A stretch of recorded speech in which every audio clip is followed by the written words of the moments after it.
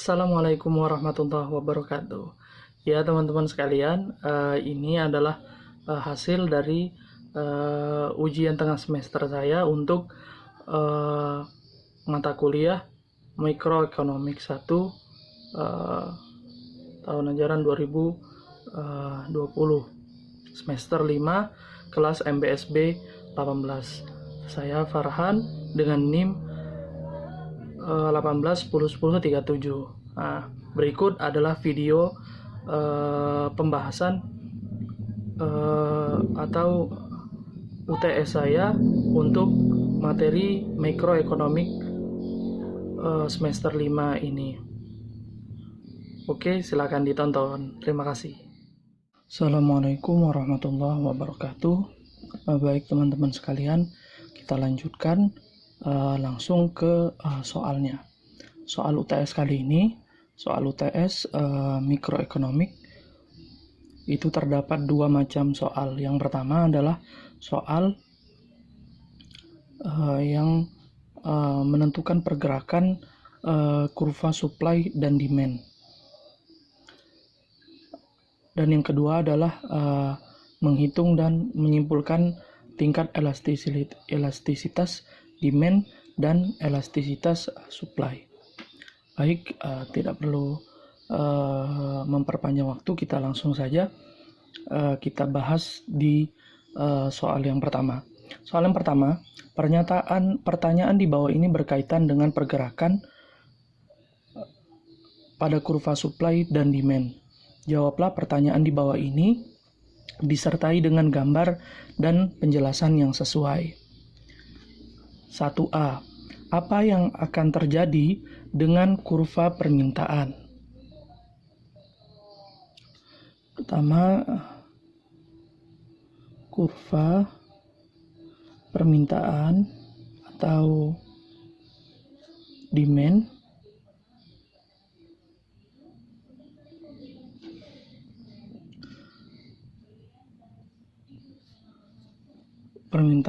kurva dengan kurva permintaan. 1 e-book, kita langsung buat kurvanya. Ini e-book,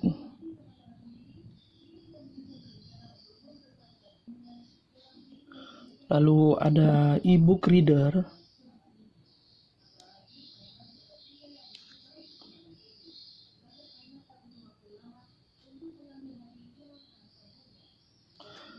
dan yang terakhir ada buku cetak.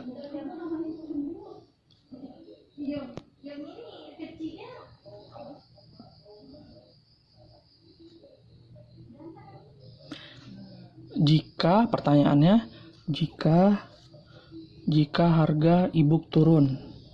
Pertanyaannya, jika harga e-book turun.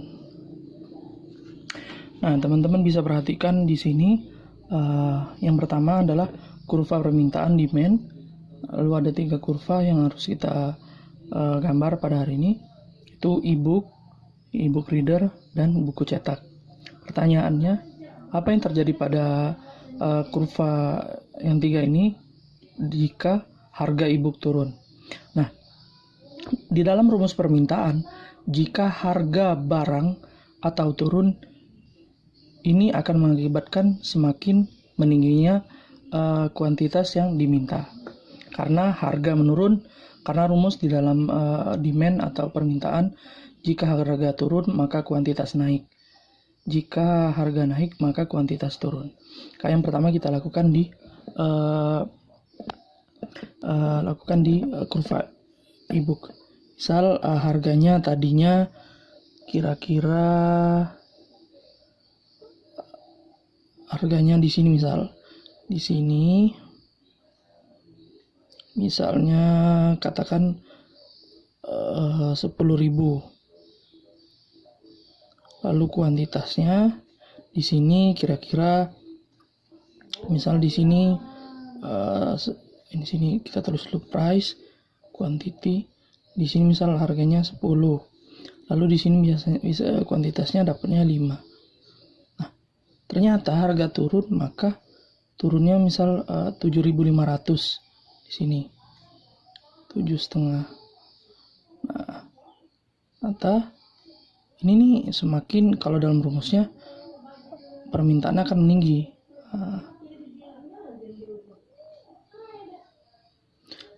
Hingga bisa mendapatkan sebanyak 5 sampai menjadi 7 atau 8. Bisa katakan 8 di sini. Nah, seperti itu. Nah, lalu apa yang terjadi di dalam rumus kurva? Jika yang dikatakan harga atau ada perubahan dalam harga, maka ini akan mengakibatkan namanya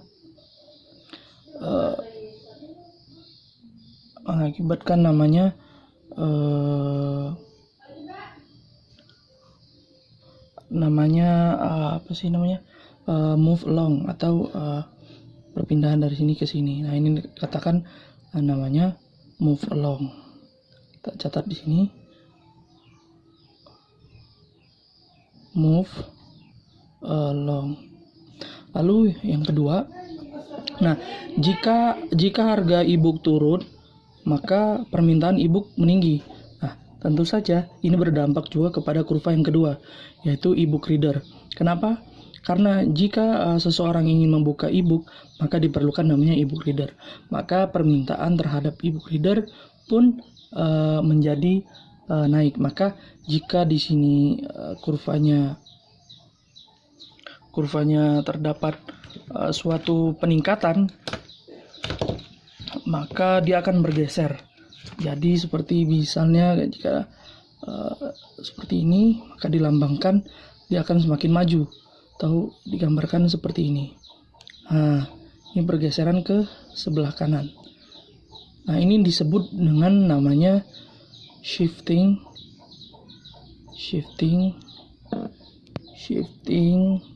to the right.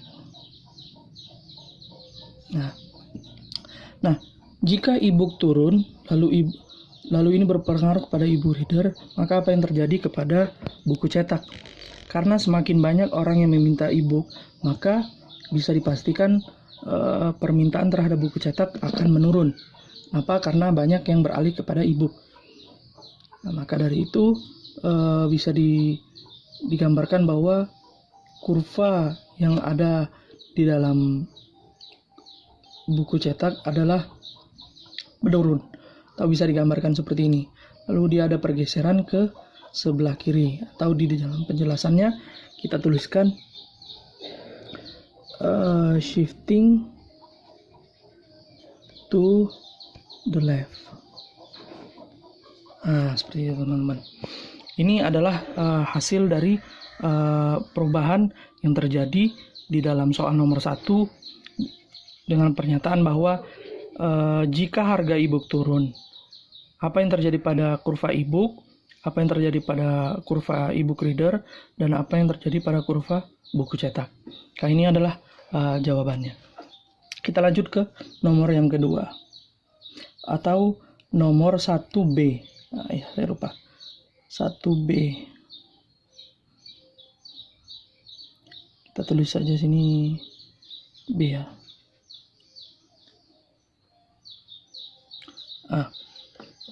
Soal yang 1B ini adalah apa yang akan terjadi dengan kurva permintaan dengan kurva terdapat pada sepeda bermerek dan sepeda tidak bermerek dengan pernyataan jika pendapatan naik. Nah, di sini adalah kurva permintaan lagi. Kurva permintaan. Sebentar, baterainya sedikit lowbat, jadi kita sambil ngecas juga. Nah, kita lanjutkan. Kurva permintaan dengan ada dua kurva yang kita ambil. Kurva yang pertama adalah kurva sepeda bermerek. Jadi sini price, quantity, yang tadi belum ya. Nah, jangan lupa teman-teman untuk menaruh lambang P dan Q di bawah. Itu adalah menunjukkan bahwa kurva ini terdapat pada price dan quantity. Nah, ini kurva permintaan. Ini tadi sepeda bermerek. Nah, adalah satu lagi.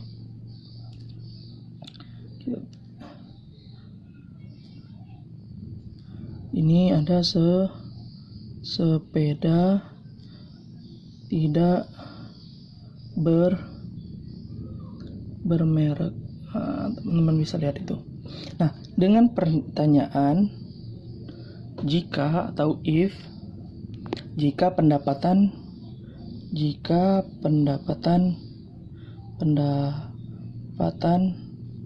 naik. Di dalam rumus permintaan atau di dalam rumus bisnis atau ekonomi, bahwa digambarkan di dalam kurva ini ada rumus yang menyatakan bahwa jika pendapatan seseorang naik, maka mereka akan cenderung membeli barang-barang atau sesuatu yang lebih berkualitas. Nah, di sini digambarkan ada sepeda bermerek dan ada sepeda yang tidak bermerek. Nah, dengan pernyataan jika pendapatan naik. Nah, dengan pernyataannya seperti ini, maka bisa dipastikan atau disimpulkan bahwa orang-orang yang mempunyai pendapatan naik ini akan memiliki perasaan atau pemikiran untuk membeli atau mengkonsumsi sesuatu yang lebih berkualitas. Di dalam sini ada dua kurva yang diberikan. Yang pertama adalah sepeda bermerek dan sepeda tidak bermerek. Jika pernyataannya jika pernyataannya adalah pendapatan naik, maka seseorang akan berpikir untuk membeli barang bermerek. Nah, di dalam rumus yang tadi disinggung di soal yang 1A, bahwa untuk move along itu hanya berpengaruh di perubahan harga. Namun jika selain itu maka tidak disebutkan bahwa itu adalah move along. Maka di sini untuk sepeda bermerek permintaan ini akan semakin naik, maka bisa digambarkan seperti ini. Ada pergeseran kuantitas dari A ke B. Nah, ini bisa disebut dengan shifting to the right. Nah, ini ada perubahan permintaan dari A ke B. Ini diistilahkan semakin banyak yang meminta sepeda bermerek. Sedangkan untuk sepeda yang tidak bermerek, maka permintaannya berkurang karena orang-orang yang tadinya memilih untuk membeli sepeda tidak bermerek, pendapatannya naik, maka dia akan berpindah ke sepeda bermerek karena sudah memiliki pendapatan yang naik. Bisa diasumsikan seperti itu. Maka yang terjadi pada sepeda tidak bermerek yaitu dia bergeser ke sebelah kiri untuk kuantitas permintaannya. Maka bisa disebut bahwa kurva yang terjadi pada sepeda tidak bermerek ini mengalami shifting to the left. Seperti itu. Ini jawaban 1B. Nah, kita lanjut ke yang ketiga atau 1C. 1C ini, nah ini sedikit ini berbeda dengan yang dua sebelumnya. Ini adalah kurva penawaran. Kurva penawaran. Apa yang akan terjadi dengan kurva penawaran? Nah, jika yang pertama ada hand sanitizer, ada alkohol, dan ada sabun cuci tangan. Dengan pernyataan jika harga hand sanitizer naik. Nah, ini penawaran ya. Kita buat dulu kurva yang pertama. Nah, kurva yang pertama ini ada hand sanitizer. hand sanitizer. Lalu yang kedua ada namanya alkohol.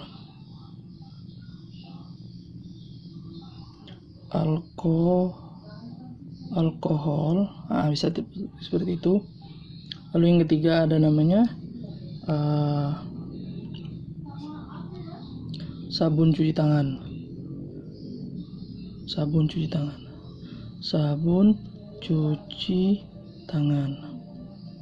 Jangan lupa untuk menaruhkan P dan Q di kurvanya. Ini sangat ini karena bentuk dari kurva harus seperti itu. Nah, ingat teman-teman, ini adalah kurva yang berbeda dengan dua yang sebelumnya. Ini adalah kurva penawaran. Jadi sudut pandangnya adalah pada si penjual, bukan si pembeli. Nah, dikatakan bahwa harga hand sanitizer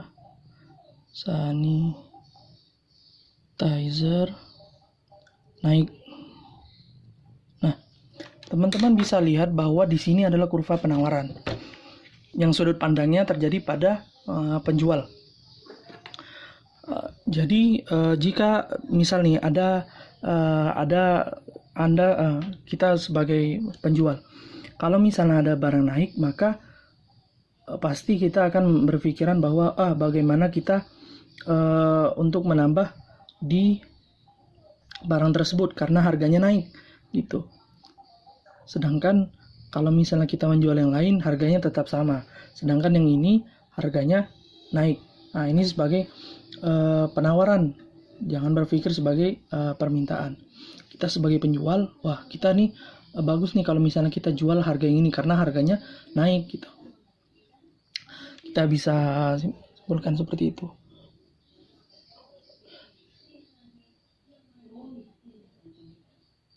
Nah, kita gambarkan seperti ini kurvanya. Kita gambarkan seperti itu. Nah, jika misalnya tadinya seperti ini, misal contohkanlah ini harganya tadi 3.000 atau ini mungkin misal dapatnya 5. Maka dari naiknya pernyataan tadi, harga hand sanitizer. Baik, kita lanjutkan. Jadi ketika tadi harganya 3, misalnya 3.000, ternyata dapatnya 5.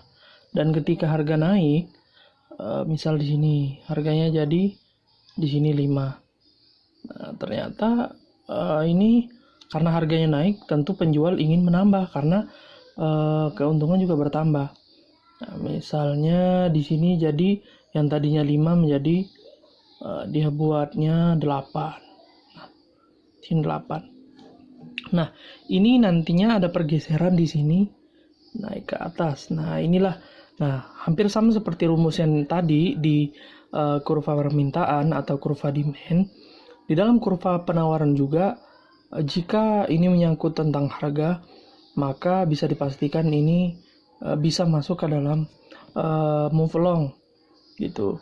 Maka kita di sini penjelasannya adalah move along.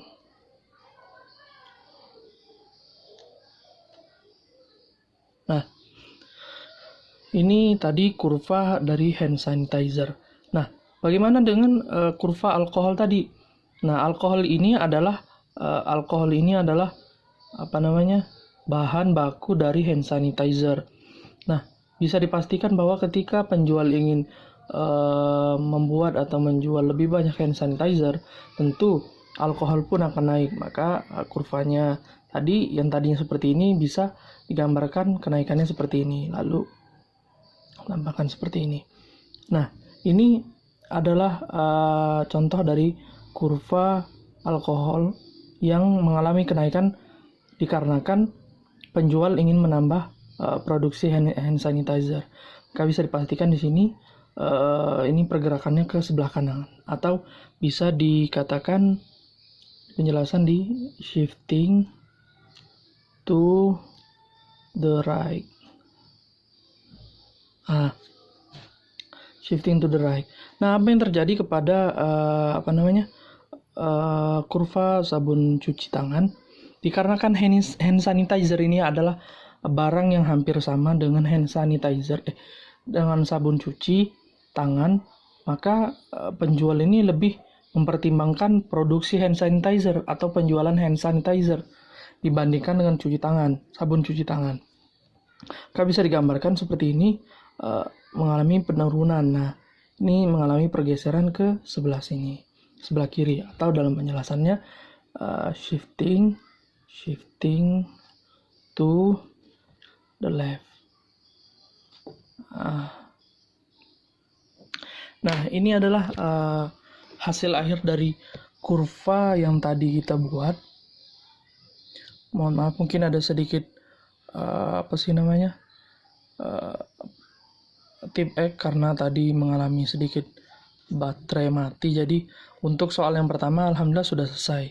Mungkin bisa teman-teman perhatikan dari nomor 1 tadi, nomor 2, nomor 3 hasilnya seperti ini. Nah, mungkin kita lanjutkan ke soal nomor 2. Baik teman-teman, kita lanjutkan lagi. Ini di soal nomor 2. Nah, soal nomor 2 ini adalah menghitung tingkat elastisitas demand dan elastisitas supply dari persamaan-persamaan yang ada di dalam soal. Nah, kita buat dulu. Mana tadi ya? Oh, ini. Yang pertama, ini ada, kita akan buat tingkat elastisitasnya. Yang pertama, nomor 2 ya. Supply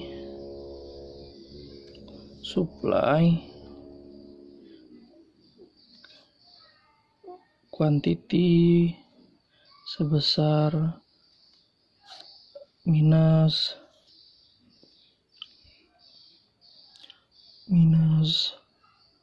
1000 lalu ditambah 200 P.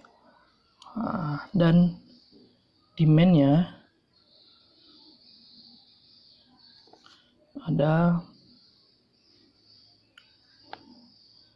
demand atau QD sama dengan 2500 dikurang 150 P. Nah, ini adalah soal nomor 2A yang pertama. Nah, dalam soal ini kita langsung saja pakai rumus QD QS. Seperti biasa, kita langsungkan rumus QD sama dengan QS, atau 1500 dikurang 150 P sama dengan min 1000 ditambah 200 P. Lalu kita pindahkan, yang ini pindahkan sini jadi 2500 ditambah 1000. Nah, ini dipindahkan ke sini 200 P ditambah, karena ini tadi min, pindahan sini jadi plus, tambah 150 P. Maka 200 P ditambah dengan 150 P sama dengan 350 P. 350 P. 2500 tambah 1000 jadi 3500. Lalu ini dibagi sama dengan ini, nanti dipindahin sini, jadi sehingga hasilnya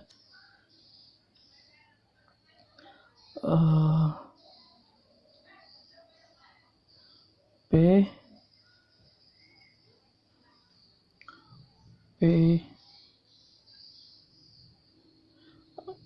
aduh salah, ini antara ini sini jadi 350 dibagi ini sama dengan P-nya 10. Nah, seperti itu. Nah, habis itu kita masukkan, karena P-nya sudah ada, kita kita buat strip di sini. Nah, kita cari, ini kan price-nya udah dapat, kita cari kuantitinya. Kita pertama terserah mau KD dulu atau KS dulu, terserah. Kita pakai KD dulu dengan 2500 minus 150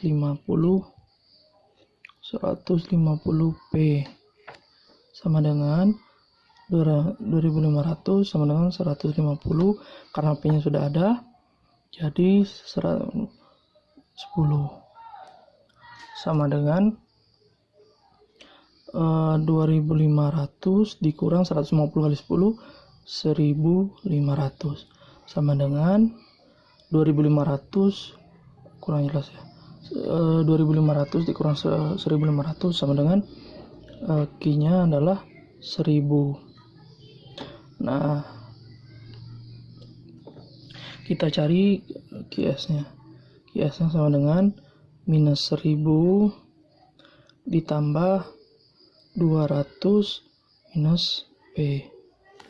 Nah, sama dengan 1000 minus 1000 ditambah 200 kali 10 sama dengan berapa? Minus 1000 ditambah 2000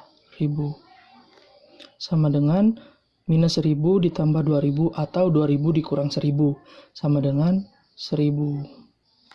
Jadi QS-nya sudah sama, kita udah dapat 1000. Nah, karena kita mencari namanya elastisitas, tingkat elastisitas, maka kita memerlukan rumus elastisitas. Atau rumus elastisitas adalah dengan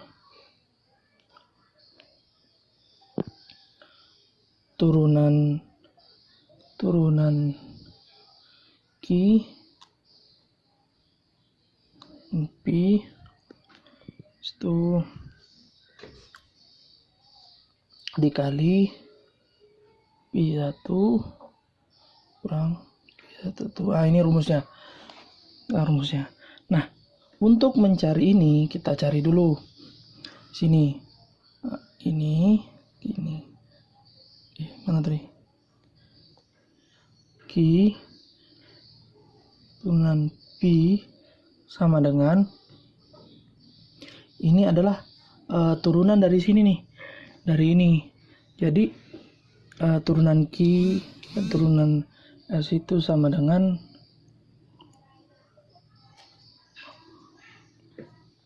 turunan Q-nya ini. Nah, misal ini turunan Q-nya. Turunan Q dari dari QS. Turunan Q-nya adalah ini yang Q ya. Turunan Q-nya itu sama dengan 200 P. 200. Nah, satunya lagi Q sama dengan berapa turunannya? 150. Nah, ini kita udah ketemu yang tadi. Yang ininya untuk ES-nya, ini untuk ES, ini untuk ED. Karena ini tadi kan mengacunya pada ininya supply. Ini QS atau elastisitas supply. Ini ED kita masukkan seperti itu deh. Nah, rumusnya ini rumusnya tadi. Nah, kita seperti itu kan. Nah, lalu di sini kita turunkan elastisitas sama dengan turunan Q turunan P kali P1 sama dengan tadi berapa? 200 dikali P1 berapa? P1 nih. P1 nya tadi adalah 10 kurang Q1 nya tadi berapa? 1000. Nah, 1000. Maka akan mendapatkan hasil 200 kali 10 dibagi 1000 atau sama dengan 2. Nah, baru di sini elastisitas D-nya. Elastisitas demand-nya sama dengan seperti tadi, kurang P dikali P1 Q1. Nah, jadi sama dengan tadi berapa untuk elastisitas demand-nya? 150 dikali 10 per 1000 sama dengan 150 dikali 1000, 1500 dibagi 1000, 150 kali 10 sama dengan 1500 dibagi 1000 sama dengan minus 150. Oh iya, salah. Ini tadi minus. Kita lupa, harus hati-hati. Ini tadi minus 150. Jangan lupa ini, hati-hati banget. Minus 150 kali 10 sama dengan minus 1500. Habis itu dikali 10 sama dengan minus 1500 dibagi 1000 sama dengan minus 1,5 atau kita bold ya namanya ini, atau sama dengan 1,5. Nah, jadi pernyataan yang ada di sini adalah keduanya itu melebihi dari 1.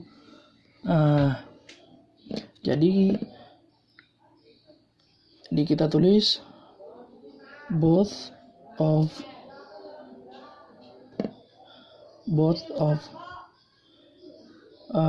demand and supply are elastic. Kita lebih mudahnya seperti ini, sama dengan gini kan, 2 lebih besar daripada 1. Ini 1,5 lebih besar daripada 1. Nah, seperti itu. Both of demand and supply are elastic because they are more than 1 atau 1. Nah, itu udah jadi nomor 2A-nya. Nah, seperti ini kita bisa lihat. Oke. Nah, sekarang kita lanjut yang B-nya. Nah, kita langsung percepat aja. B-nya ini, B-nya itu persamaannya adalah PS sama dengan 20 ditambah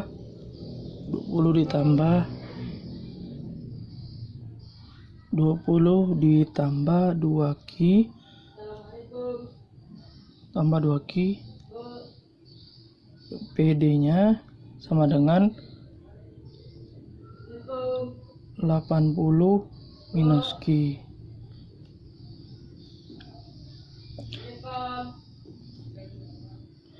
Nah, kita langsung ke rumus PD dengan PS. Nah, tahu langsung aja 80 per Q sama dengan 20 ditambah 2Q. Nah, tahu langsung kita ini kan 80 minus 20 2Q ditambah Q sama dengan 3Q, ini sama dengan 60. Q sama dengan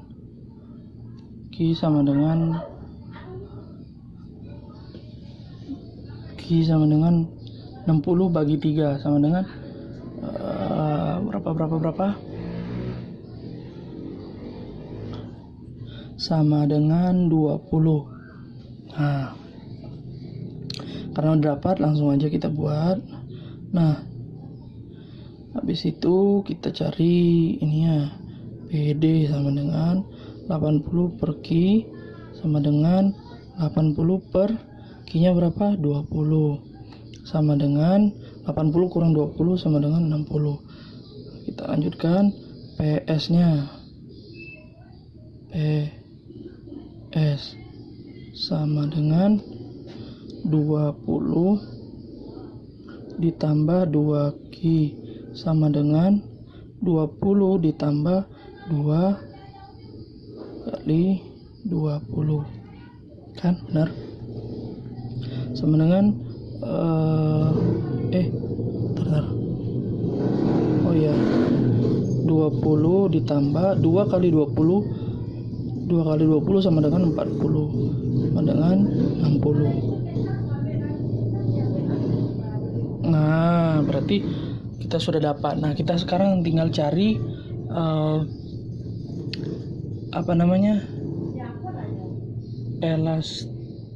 Baik, kita lanjutin yang tadi nomor 2B. Nah, tadi sudah sampai ketemu Q-nya 20, habis itu P-nya itu 60, PD ini PS-nya 60. Nah, sudah ketemu. Sekarang kita cari elastisitasnya. Nah, ini agak sedikit berbeda dengan yang di atas. Jika tadi itu langsung di penurunan ininya. Nah, namun yang ini kita penurunannya dengan cara sebenarnya hampir sama, cuman kita pakai yang sistemnya seperti ini. Kita catat dulu ini ES sama dengan, nah kita turunin dari ini karena ada rumusnya seperti ini, 1 per, nah ini diturunin. Nah yang pertama tadi elastis ini ya, yang diturunin ternyata 2. Nah jadi sama dengan 0,5. Nah yang ED-nya itu adalah 1 per penurunannya berapa? Q sama dengan 1 atau sama dengan 0, sama dengan min 1. Nah itu. Nah kita langsung masuk ke rumusnya tadi. Nah rumusnya adalah, kita garisin aja biar enak. Nanti ya kita langsung ini ya, ES itu sama dengan penurunan Q per penurunan P dikali P1 per Q1. Nah sama dengan, atau tadi berapa yang ES-nya, ternyata hasilnya 0,5. Oke, benar. Ini yang tadi itu dikalikan dengan P-nya berapa? P 60 di per Q-nya berapa? 20 sama dengan 0,5 kali 60 per 20 sama dengan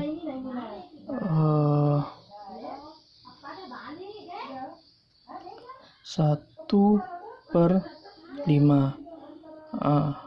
0,5 dikali 60 itu sama aja dengan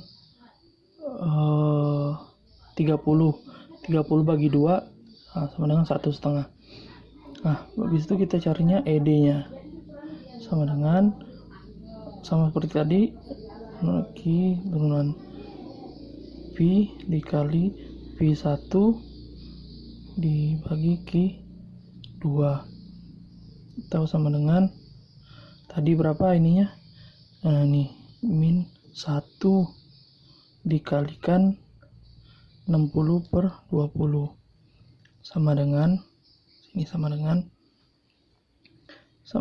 ED-nya, ED sama dengan min 1 kali 60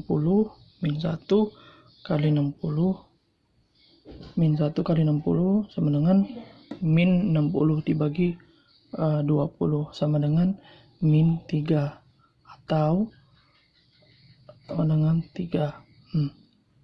Nah, yang tadi ini hasilnya 1,5 sama dengan 1,5 lebih besar daripada 1, dan 3 itu lebih besar daripada 1. Maka bisa dipastikan bahwa both of them are elastic because more than one, atau lebih dari 1. Nah, ini adalah hasil keseluruhan dari soal nomor 2. Bisa hasilnya semuanya elastik dengan rumus yang seperti itu.